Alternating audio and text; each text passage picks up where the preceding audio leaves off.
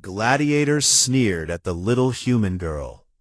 She turned their warrior into paste. Height, 1.62 meters.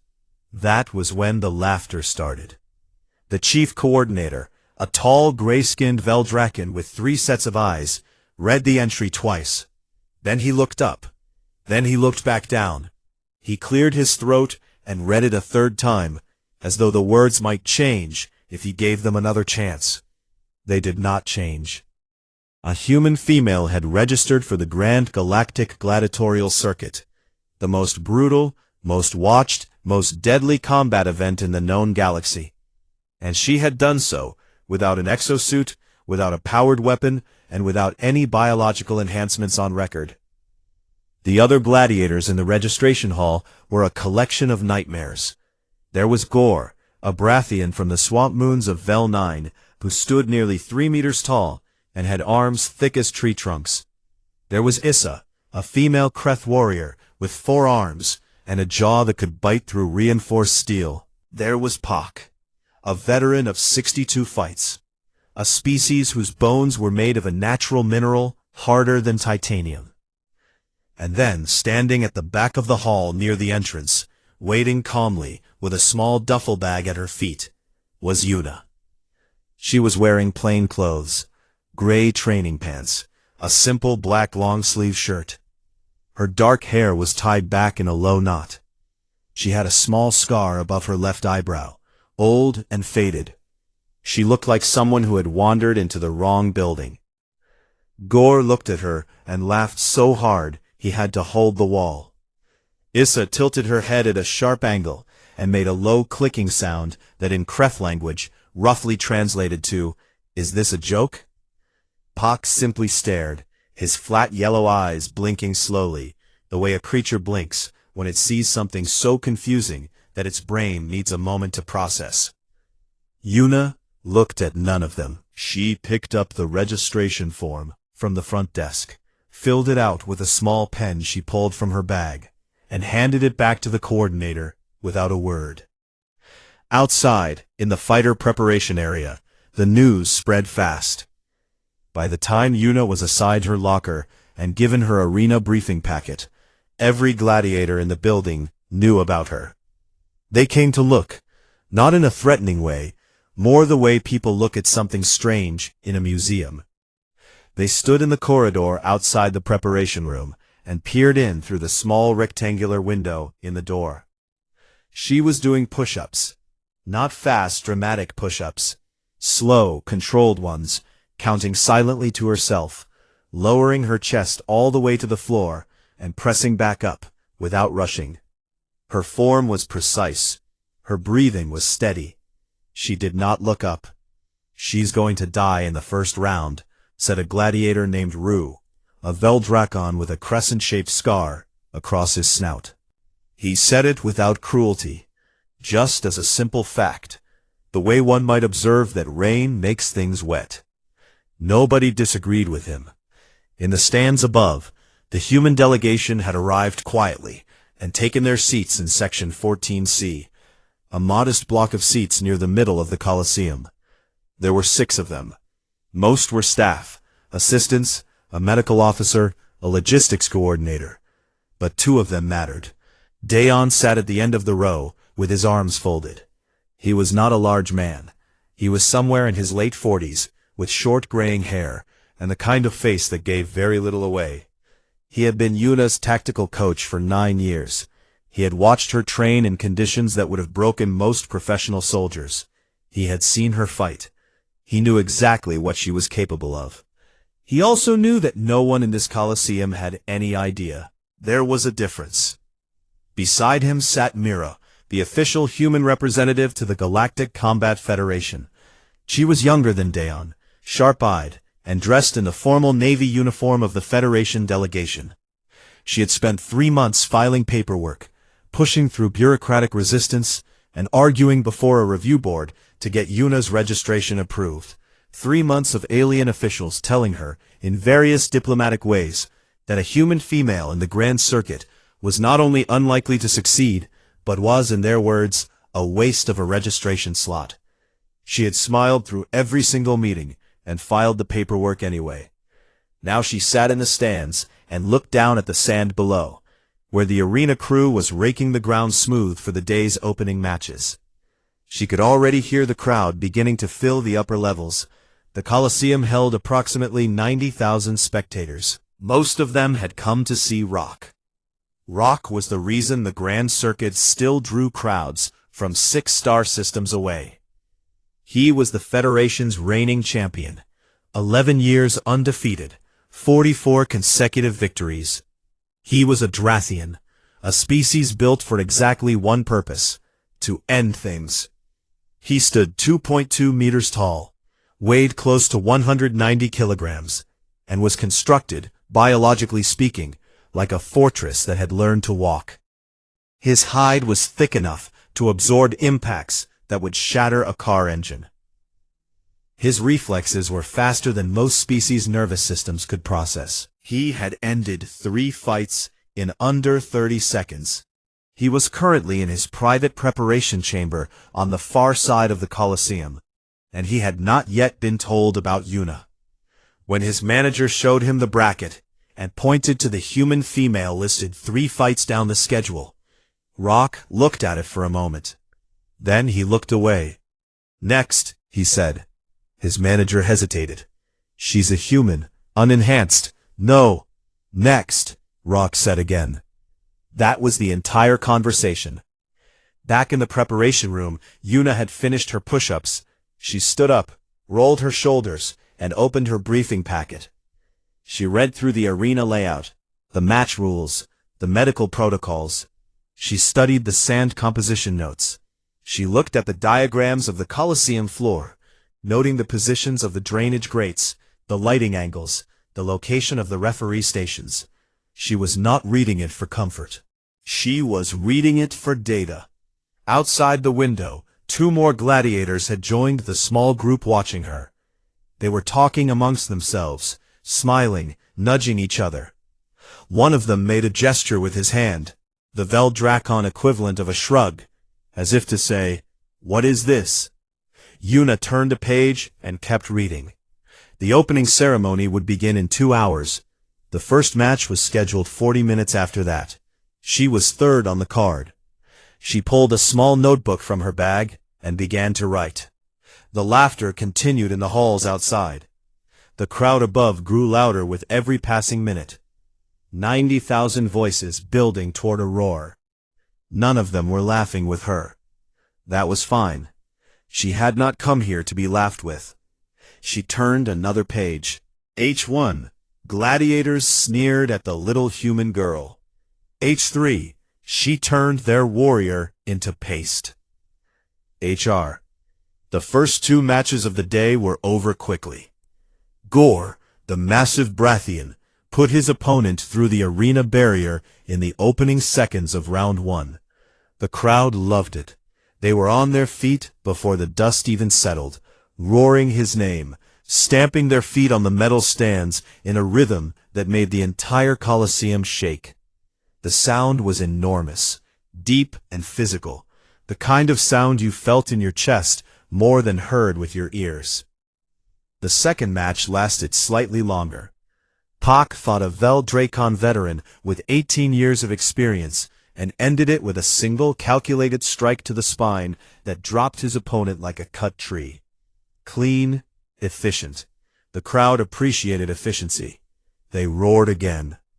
Between the matches, the screens above the arena showed replays, sponsor announcements, and fighter statistics. When the bracket for the 3rd match appeared on screen, Rock versus Yuna, the crowd's reaction was not a roar. It was laughter. The same laughter from the registration hall, but bigger now, amplified by 90,000 voices and the Coliseum's acoustics. The screens showed Rock's statistics in red, 11 years, 44 wins, 0 losses, and then showed Yuna's profile beside it. The photo was her registration image. She looked calm, unremarkable, small. The laughter got louder. In Section 14C, Dayon did not react to the sound. He had a small tablet in his lap and was reviewing notes. His pen moved slowly across the page. Anyone watching him would have thought he was doing paperwork for a mild office job. Mira watched the screens for a moment, then turned away and looked at the arena floor instead. She had learned, over the course of many years representing humanity in alien spaces, that reacting to mockery only fed it. You waited. You let the moment come. The moment always came. In the preparation room below the stands, Yuna heard the laughter through the stone ceiling above her. It came down as a low rumble, muffled but unmistakable. She was sitting on a bench with her eyes closed, her hands resting loosely on her knees. To an observer, she might have looked like she was sleeping. She was not sleeping. She was remembering. She was remembering a mountain trail in South Korea, at 5 a.m. in early February, with snow on the ground and ice forming on the rocks. She was 16 years old. She had a pack on her back that weighed 32 kilograms. Her legs were burning. Her lungs were burning. Everything was burning. She had already fallen twice, and her right knee was bleeding through her training trousers.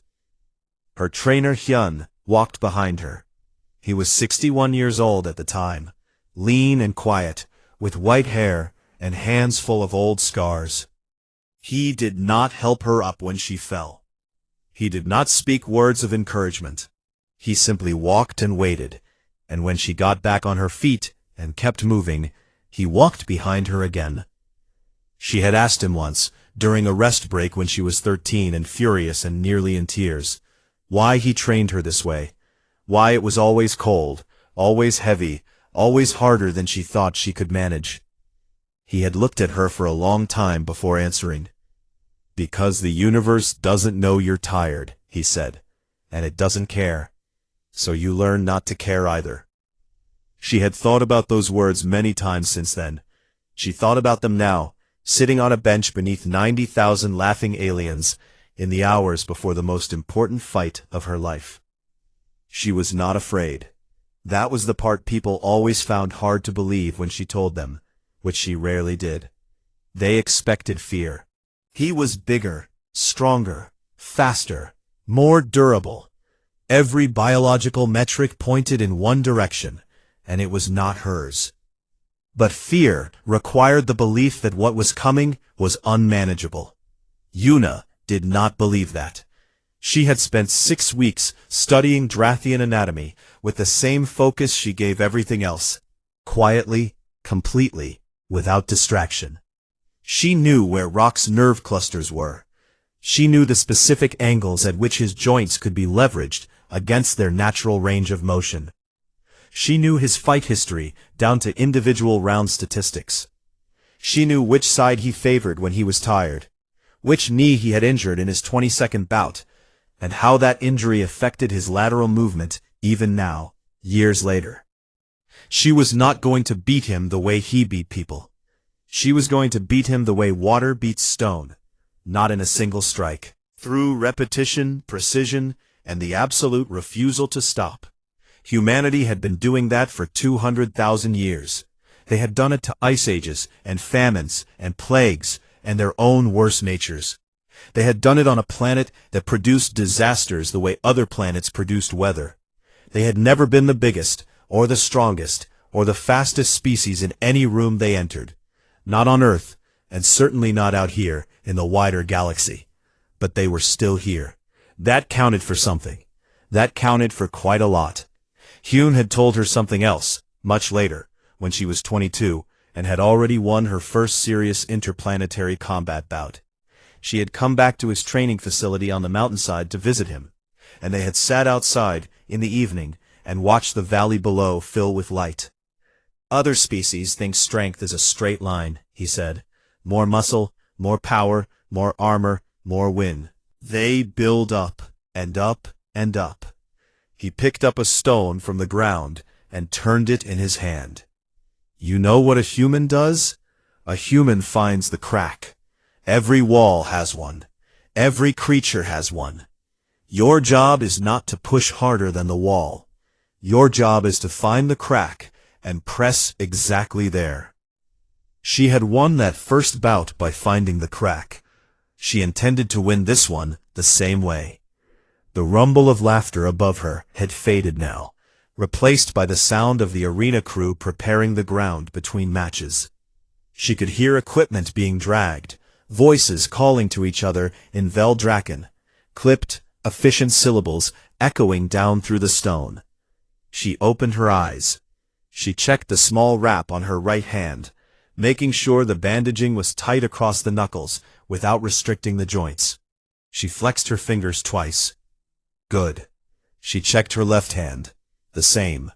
She rolled her neck slowly, left and right. She felt the familiar faint click in her upper spine, the one that had been there since a training fall when she was 19.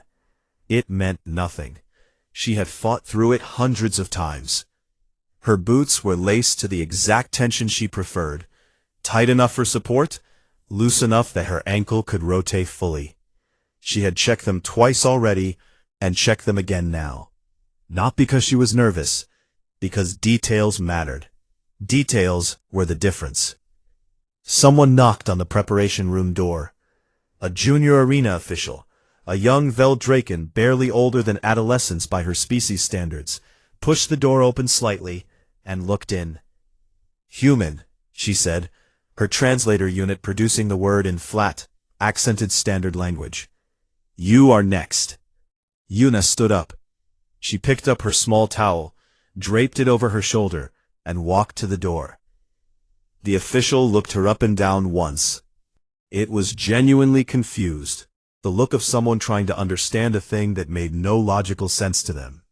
Her eyes lingered on Yuna's arms, her height, the plain gray armor plates Yuna had clipped to her torso and forearms in the last 10 minutes. "You are not scared?" the official asked. The question came out carefully, like she wasn't sure she was allowed to ask it. Yuna looked at her. "No," she said simply. The official stared for another moment. Then she stepped back and held the door open. Yuna walked through it. In Section 14C, Daeon closed his tablet. He straightened in his seat and looked down at the arena floor, where the gate at the far end was beginning to slide open. The crowd above was starting to build again, the sound growing, rising in anticipation. Beside him, Mira folded her hands in her lap. Below, the sand waited, dark red and ancient. Gladiators sneered at the little human girl. She turned their warrior into paste. The crowd saw her first. 90,000 voices, which had been building to a roar in anticipation of Rock's entrance, stuttered. Not stopped, stuttered, like a machine that hits an unexpected obstacle and loses rhythm for a moment before trying to restart. People pointed. Some laughed. More joined the laughter as the screens above the arena zoomed in on her. 1.62 meters tall, plain gray armor, dark hair tied back, walking across the dark red sand with her hands loose at her sides. She walked like she was crossing a room to get a glass of water. The announcer, a veteran of 20 years in the Grand Circuit, a Veldraken with a voice trained to shake the upper stands, hesitated for just a fraction of a second before recovering. "Representing the human delegation of Earth," he called out, his voice booming through the Colosseum speaker system, entering the arena for the first time in the Grand Galactic Gladiatorial Circuit, Yuna. A handful of scattered claps came from Section 14C. 6 humans in a stadium of 90,000. The sound barely registered. It was immediately swallowed by the crowd's continued laughter, and then seconds later, by something else entirely. The ground shook. Rock. His gate, the large iron gate on the opposite side of the arena, painted black and marked with his unbeaten record in gold lettering, rolled back with a deep mechanical groan. He came through it without hurrying. He never hurried. He had not needed to hurry in 11 years. The crowd's reaction to Rock was a different category of sound. Not laughter, not applause. It was something more primal, a surging, crashing wave of pure noise. The kind of response a creature earns when it has done nothing but win for over a decade. His name chanted from all directions, bouncing off the walls, rolling down from the upper tiers like an avalanche. Rock walked to the center of the arena and stopped. He was everything the statistics said he was. Looking at him in person was different from reading the numbers. The numbers said 2.2 meters, they said 190 kilograms. But numbers did not convey the way the light seemed to slightly dim around something that large, or the way the sand settled differently under the weight of each step. His hide was a deep charcoal gray, layered like natural armor plating. His jaw was heavy, his eyes flat and uninterested. He had a fighter's posture, not aggressive, not tense, just present. Settled into himself the way something powerful settles, without needing to announce it. He looked across the arena at Yuna. He did not laugh. He did not sneer. His expression said something more dismissive than either of those things. It said, "This is nothing." It said, "This is already over." It said, "I am Rock, and I have looked at things far more dangerous than you, and walked away from all of them." He rolled one massive shoulder and looked away. He looked at the crowd instead, acknowledging the cheers the way a champion acknowledges a crowd, barely, and with the comfortable arrogance of someone who has never had to try very hard. The referee walked to the center of the arena. He was a neutral species official, a Solon, blue-gray and slight, almost comically small between the two fighters. He raised one arm. The crowd noise began to pull back. Not completely. It never went completely quiet in the grand circuit, but it dropped to a lower register, an anticipatory hum. Yuna looked at Rock across the sand. She was not looking at his size. She had accounted for his size weeks ago. She was looking at his feet. His left foot was positioned slightly differently from his right, a barely perceptible thing, a fraction of a degree outward. Old compensation from the knee injury in his 22nd bout. Almost invisible. Almost. She was looking at his hands, where they hung, how far from his body. The tension in the forearms. She was looking at his eyes, even though he had looked away from her. Because when the bell rang, the eyes would come back. And the first thing the eyes did when they came back would tell her everything about what his body intended to do. The referee's arm came down. The bell rang. Rock looked back at her. He charged. It was not a slow charge. That was the thing about Rock that the recordings didn't fully prepare you for. For something his size, he was fast. Unnervingly fast. The ground shook with actual impact as he crossed the distance between them. One arm already pulling back into a strike that had ended 17 fights on its own. Yuna moved left.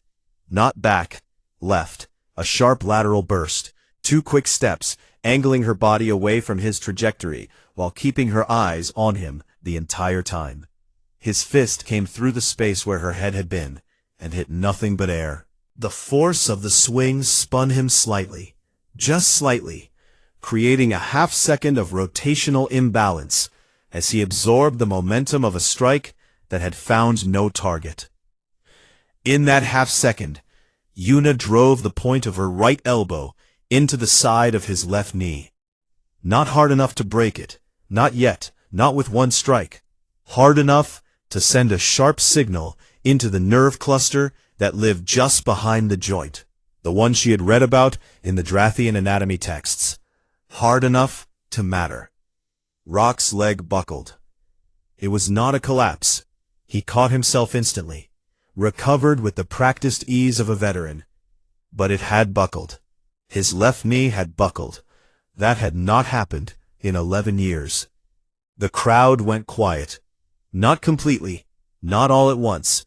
It went quiet in patches, section by section, as people tried to understand what they had just seen. The laughter that had been rolling through the stands since the bracket appeared on screen dried up like water on hot sand. People leaned forward. Rock turned. He was fast at his recovery, impressively fast, and his next strike came before most opponents would have had time to reset. A wide, sweeping backhand, his right arm coming around with enough force to take a door off its hinges. Yuna went down, not falling, choosing. She dropped beneath the arc of the swing, let it pass over her head, felt the displaced air from its speed move her hair. From below, she grabbed his right wrist with both hands, locking her grip, and twisted, using her body weight and the remaining momentum of his swing to apply torque to the joint in exactly the direction it was not designed to rotate. Rock made a sound. It was not a scream. It was a short, sharp exhale, the kind of sound that escapes even a champion when something genuinely hurts and surprises them at the same time. He wrenched his arm free with a surge of raw strength that sent Yuna stumbling back 2 steps, her grip breaking under the force. She caught her balance. He faced her. Something had changed in his eyes. Not fear. It was too early for fear, and Rock was not a creature that arrived at fear easily. But the boredom was gone. The dismissal was gone. What had replaced them was a kind of sharp, recalibrating attention. He was looking at her now. Actually looking. The crowd had found its voice again, but it was a different voice from before. The chanting of Rock's name was still there, still loud, but underneath it was something else. A confused murmur moving through the stands. People talking to their neighbors. People asking questions with their hands. The universal gesture of, "What is happening?" In Section 14C, Daeon uncrossed his arms. He rested them on his knees and watched the arena below with the full weight of his attention. His expression had not changed, but something behind it had shifted, slightly, the way a lock shifts when the right key finds it.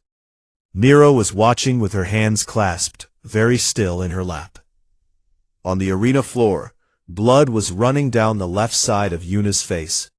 The backswing, when she had ducked below it, had caught her cheekbone with the edge of Rock's knuckle. A clean, shallow cut, but facial cuts bleed fast. A thin red line moved down from her cheekbone toward her jaw. She did not reach up to touch it. Her eyes were on Rock. He breathed once, deep and steady, resetting himself. Then he came at her again. In the fighter's pen beneath the stands, Gore stood at the barred gate, with both massive hands wrapped around the iron bars, watching the arena screens. His laughter from earlier was entirely gone. His mouth was a flat, neutral line. Beside him, Issa stood with all 4 arms folded, her head tilted at the sharp angle she made when her brain was working hard. Neither of them said anything. At the back of the pen, the gladiator Rue, who had said so simply and certainly that Yuna was going to die in the first round, was standing completely still, watching the screen and saying nothing at all. The arena roared as Rock charged again. The sand scattered under his weight. H1. Gladiators sneered at the little human girl. H3. She turned their warrior into paste. P. 3 minutes into the fight, nobody in the Colosseum was laughing anymore. P. That was the first thing to notice. The second thing to notice was how quiet the crowd had become relative to what it had been. Not silent. The Grand Circuit crowd was never silent. Not truly. But the roaring had pulled back to something lower and more confused. The way a crowd sounds when it is watching something it cannot quite categorize. Something that does not fit the pattern it knows. The pattern it knew was simple. Rock hit things. Things stopped. Fight over. That was not what was happening. Rock had landed 2 solid strikes in the first 3 minutes. Both had connected. Neither had ended the fight. The first had caught Yuna across the ribs on her left side, when she had shifted a half step too slow, and the sound of it had made several people in the nearby stands flinch visibly.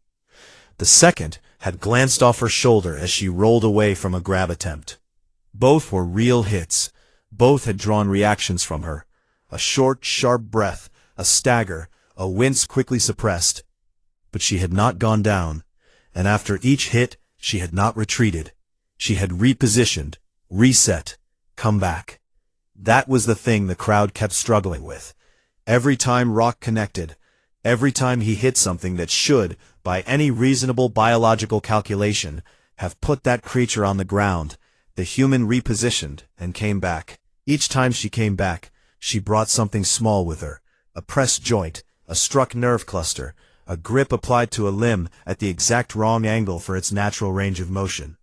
Each thing she brought back was not by itself dramatic. No single move was a knockout. No single move made the crowd roar. But they accumulated. By minute 4, Rock's left knee was behaving differently from his right. Not broken, not yet, but impaired. The nerve cluster behind the joint had been struck 3 times now, each time in slightly different positions. And the cumulative message to his nervous system was creating interference with his left side lateral movement. He was compensating. The compensation was subtle enough that most of the crowd could not identify it. Yuna had been watching for it since the second strike, and had confirmed it by the third. She began adjusting. She began angling more of her movement toward his left, pulling the fight in that direction, making him work harder on the side that was beginning to cost him. By minute 5, his right wrist was swelling. The torque she had applied to it in the first 30 seconds had not broken anything. But joints, once stressed in the wrong direction with that much force, do not simply reset. They swell. They stiffen. The range of motion narrows. His right-hand strikes were still powerful, but they were slightly slower in their extension, a fraction of a second longer to reach their full arc. A fraction of a second, in a fight at this level, is a considerable thing. Rock knew something was happening. He was not an unintelligent fighter. 11 years of championship combat had given him a reading ability for fights that was extremely well developed. He could feel the knee. He could feel the wrist. He could feel, in a broader and more general sense, that this fight was not proceeding the way his body expected fights to proceed. His body expected to find a target, strike the target, and have the target stop. His body was not getting the correct feedback. He increased his aggression in minute 5. It was a decision, not a loss of control. A strategic choice to accelerate the damage before the accumulating impairments became significant. He came at her harder, faster, pressing forward with a combination of strikes and grab attempts that would have overwhelmed the majority of opponents purely through volume and pressure. Yuna went to the ground, not knocked down, rolled. She went low deliberately, sliding under a strike that was aimed at her collarbone, taking the impact of the sand across her left forearm and hip, and converting the fall into a sweeping leg movement that caught his left ankle and pulled his weight forward and off his center line. Rock stumbled. He did not fall. He was too heavy to fall from a leg sweep alone, and his recovery instincts were extraordinary. But his weight went forward and wrong, and his left knee, already impaired, absorbed the awkward redistribution badly. He caught himself with one hand on the sand, massive and low, and pushed himself back upright in less than a second. In the half-second he was down, Yuna was already back on her feet. She had a deep scrape running the length of her left forearm from the sand. Her ribs on the left side were hurting considerably. The hit in minute 3 had landed on an area that she estimated had at least 1 cracked, possibly 2. She had filed this information away in the same calm internal space where she kept all the other information. It hurt. She knew it hurt. She was not in a conversation with the pain. The pain was a condition, not a decision. She kept moving. Minute 6 brought a change in Rock's approach. He had recalibrated again. She could see it in the way he reset his stance. He stopped trying to end the fight with single large strikes and began working more defensively, looking for a capture, a hold. If he could get her in a hold with that mass behind it, he would not need to strike her at all. He would simply apply pressure and wait. She did not let him close. She worked the space between them like it was something physical she was managing. Not too far, not too close. Far enough that his reach advantage meant his grabs arrived slightly short or slightly angled. Close enough that she could continue to work his joints and nerve clusters. It was a precise distance to maintain, and it required constant small adjustments, constant reading of his weight and momentum, and the slight telegraphs his body gave before each movement. She was covered in sand now, her face, her arms, the front of her gray armor. The blood from her cheek had dried in a dark line down to her jaw. Her breathing was deliberate and controlled. She was pulling full breaths when she had the space for them, shorter ones when she didn't, managing her oxygen the way Hune had taught her on mountain trails at altitude. The crowd, by minute 7, had entered a different state.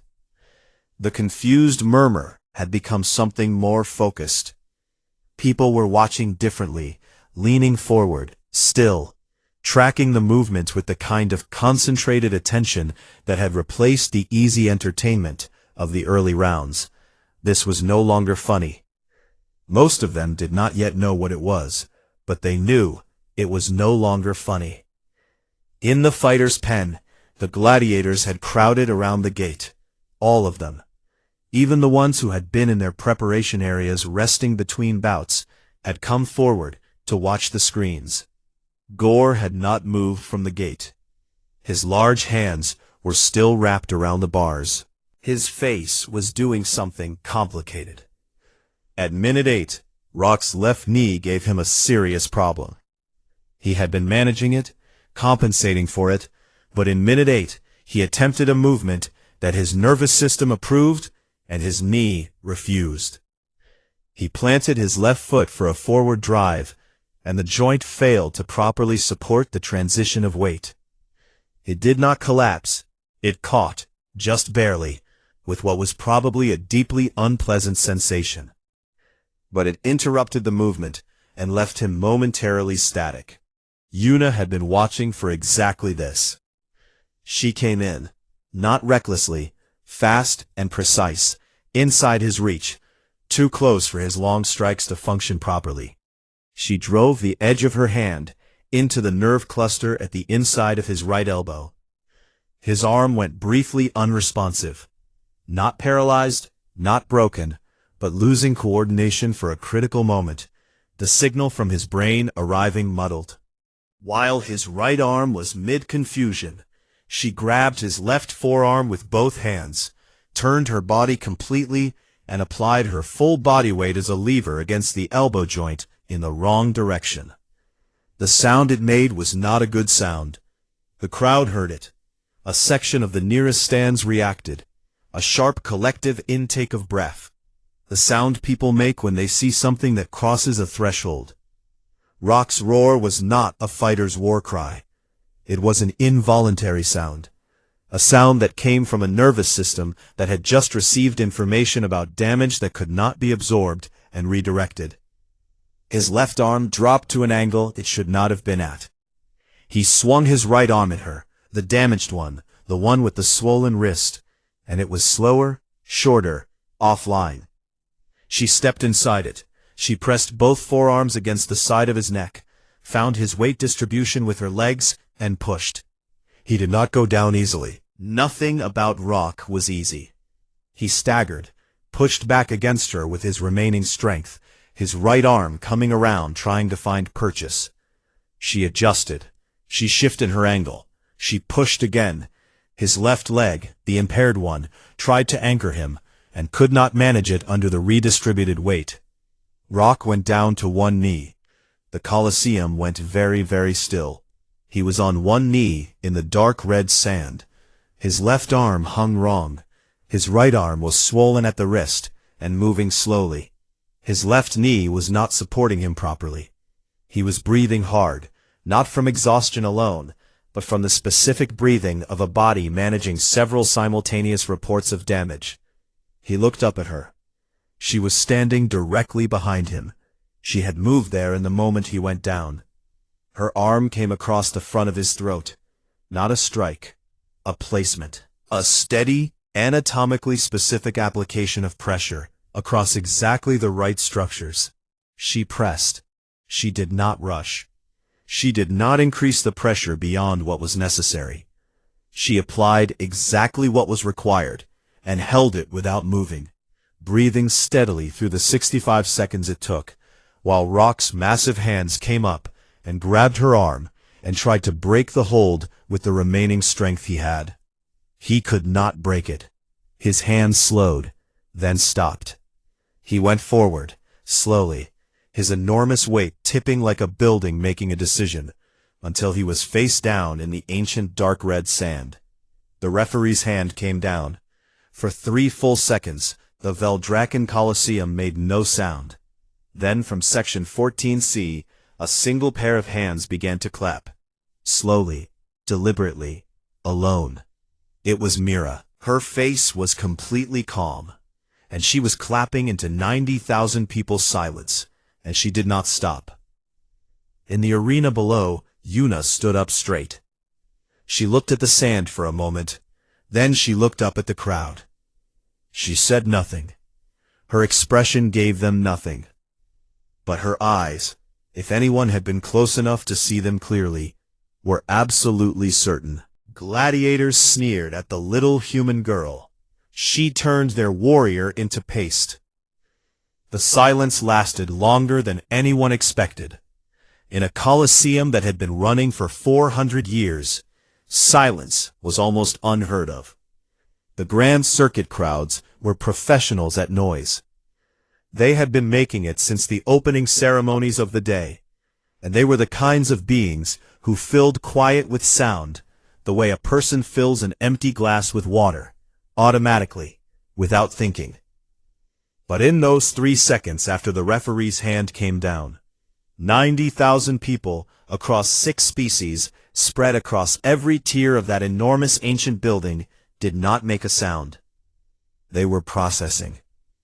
Then Mira began to clap. 6 humans in section 14C rose from their seats and stood with her. Their applause was not loud. It was not designed to be loud, but it was steady and clear, a small rhythm in an ocean of stunned silence, and it was the only sound in the Colosseum for a long, strange moment that felt far longer than it was.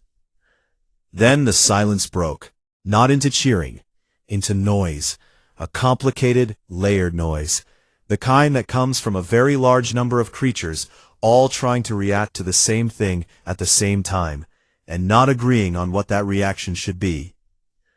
There was applause in it, coming in patches. There was the low, rumbling sound of conversation breaking out simultaneously across thousands of seats.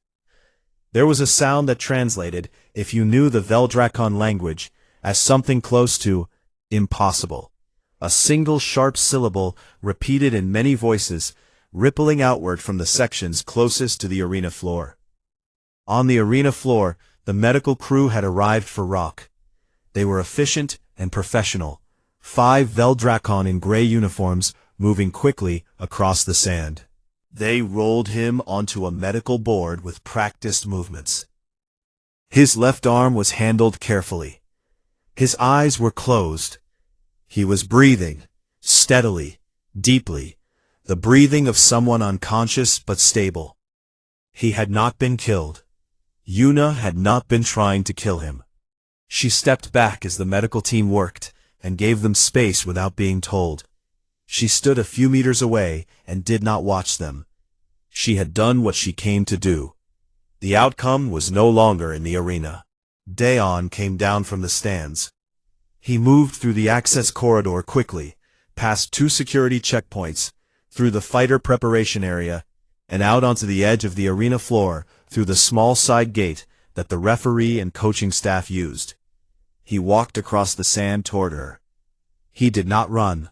Running would have said something about his emotional state that he did not intend to communicate. He walked at his normal pace, which was efficient and purposeful, and when he reached her, he stopped and looked at her for a moment. She looked back. He put one hand on her shoulder. Just once, briefly, then he let go. In 9 years of working together, he had learned that Yuna's language for receiving acknowledgement was minimal. A hand on the shoulder said more to her than a speech would have. "Left ribs," she said. "I know," he said. "I saw the hit. At least one cracked. Possibly two. The medical team will check." He looked at her cheek. The blood had dried and darkened. "That needs cleaning." "It's fine." "The cheek. Not you. I know you're fine." He glanced at the crowd above them. "How are your hands?" "Good." He nodded. They walked off the sand together, through the side gate, back into the corridor beneath the stands. Behind them, the Colosseum was still trying to find the right noise. It had not found it yet. Whatever it eventually settled on, neither of them stayed to hear it. In the fighter's pen, Gore had not moved from the gate. The screens above the pen were replaying the fight now.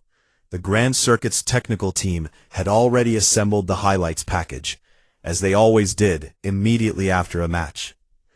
The screens showed the first lateral movement, the elbow into the knee, the joint work in minutes 4 through 6, the drop to one knee, the final hold. They showed it from multiple camera angles and in varying levels of slow motion. The gladiators watched in silence.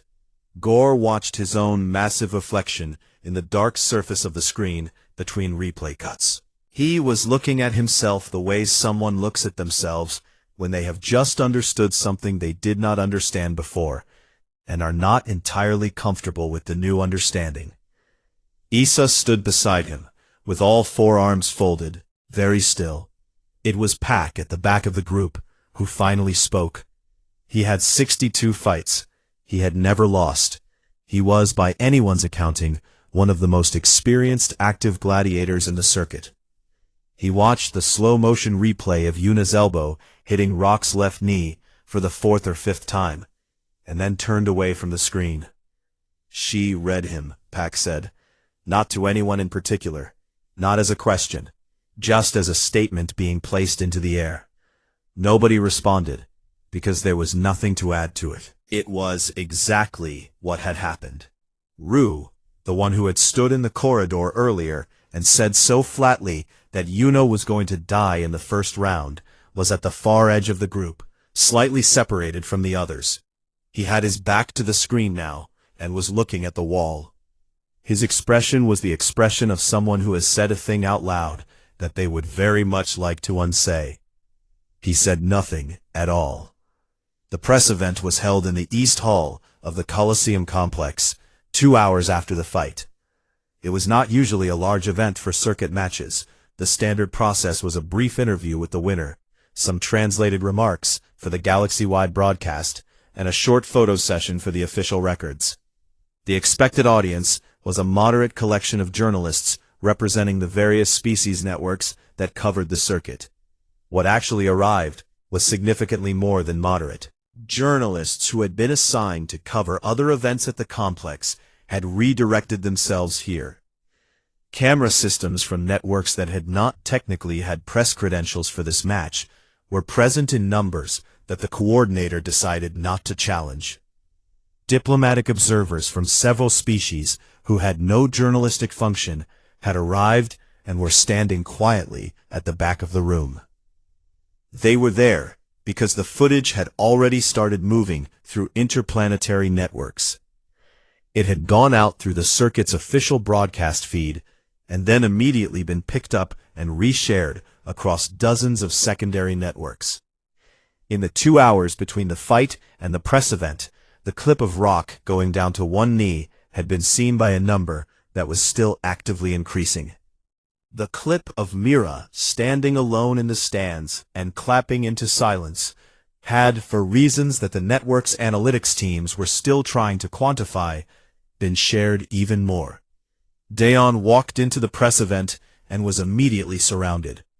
Journalists pressed forward with translation units extended, questions coming in multiple languages at the same time, the translation systems creating a brief, chaotic overlap of voices and artificial speech patterns.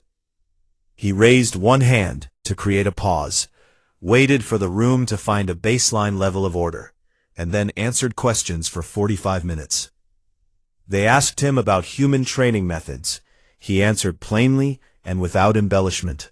He said that humans trained against resistance, not just physical resistance, but mental, environmental, circumstantial resistance. He said that the goal of human training was not to make the humans stronger in absolute terms, because humans were not the strongest species, and trying to win that competition was a losing strategy. The goal was to make the human more adaptable, more precise, more capable of operating in high-stress conditions without losing the quality of their thinking. We have been small and soft and surrounded by things that could kill us for a very long time, he said.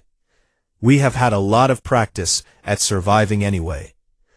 A journalist asked him if humans had been deliberately keeping this capability hidden, whether there was a strategy, a political reason, a diplomatic chess move behind Yuna's appearance in the circuit. Dayon looked at the journalist for a moment. She entered the circuit because she wanted to fight in it, he said. That's the complete answer. The journalist did not appear to believe him. He wrote it down anyway. Mira, at the far end of the hall, was speaking with a cluster of diplomatic observers. Her conversation was quieter and more technical. Logistics, implications, the question of whether the Federation's existing classification frameworks for different species combat categories needed revision. She answered each question with the same calm directness she brought to every conversation. She had spent 3 months fighting paperwork to get Yuna into the circuit. She was comfortable with the idea of spending more months dealing with the implications of what Yuna had done. She was patient. Humanity as a species had learned patience the hard way, and across a very long time. Yuna's own portion of the press event lasted 11 minutes. She sat at the long table at the front of the hall, with her ribs taped. The medical team had confirmed 2 cracked on the left side, and the cut on her cheek cleaned and sealed with a skin bond strip. She had changed out of the sandy gray armor into plain clothes. She had a cup of water in front of her that she did not touch. She answered questions simply and in short sentences, and when the questions became repetitive, she said so politely and suggested they move on. When a journalist from a Veldrakon network asked her if she had known she was going to win, whether she had been confident, she considered the question for a moment before responding. I knew what I had prepared, she said. I knew what I had studied. I knew what I had done to be ready for that fight. Whether that would be enough was something I would find out in the arena. She paused. It was enough. When the event ended and the journalists filed out, the hall emptied slowly. A few stayed to review footage on their equipment. Mira remained, still talking with 2 diplomatic observers who had specific questions about Human Federation registration processes. Dayon collected his notes and waited near the door. Yuna walked out. The corridor outside was long and quiet, a service corridor behind the main press facilities, plain stone walls, bare lighting strips overhead. She walked through it alone, her footsteps even and unhurried, the sound of the press hall fading behind her. She turned a corner and stopped. Through a narrow window in the corridor wall, a maintenance window really, meant for ventilation, not observation, she could see a section of the Colosseum's interior. Not the arena floor, the lower fighter areas, the preparation rooms, the equipment corridors. She could see the fighter's pen gate. Gore was still there. He had not gone back to his preparation area. He was standing at the gate alone now, the others having dispersed, his large hands no longer wrapped around the bars. He was standing slightly back from them, looking at the replays, still cycling on the screen above the pen. Looking at them the way he had been looking at them for 2 hours. Yuna watched him for a moment. She turned away from the window and kept walking. In the Colosseum above, the crowd had mostly gone home. The day's remaining matches had been completed in the hours after her fight. Other champions, other victories, other stories. The arena crew was raking the sand again. The dark red ground was being smoothed flat, the marks and scuffs and tracks of 11 minutes of fighting erased until the surface was clean and neutral and waiting for whatever came next. Outside the Colosseum,